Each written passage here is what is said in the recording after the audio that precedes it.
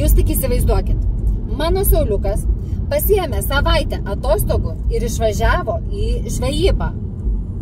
Žinot, ką padariau aš? Susikroviau daiktus, atsiprašiau iš darbo ir važiuoju pas jį į žvejybą. O žinot kodėl?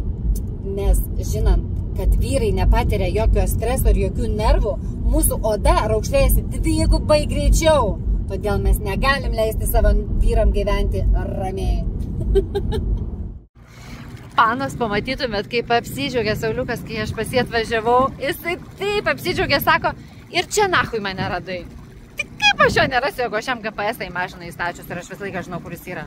Bet nesakykit jam, tegu galvoja, kad aš esu protinga ir kad aš pati radau. Džiaugiasi vyras, bele kaip. Meilė, tau duosiu 100 eurų, jeigu visiems garsiai pasakysi, kad esi laimingas, kad aš atvažiavau. 200. 300 eurų, jeigu visiems pasakysi, kad esi laimingas, kad aš pas tave atvažiavau. Aikit, žinokit, iš tikrųjų tai jisai laimingas čia dabar. Kaina kelia, nes žino, kad algą gavau, tai dėl to. Gerai, 1000 eurų. Labai laimingas pažytė.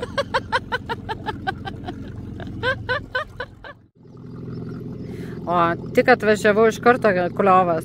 Tai ką reiškia laimę ir sėkmę nešančios šitos rankelės?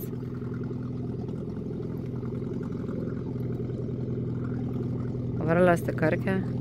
Nu, parodė, ką ten užsikabinai.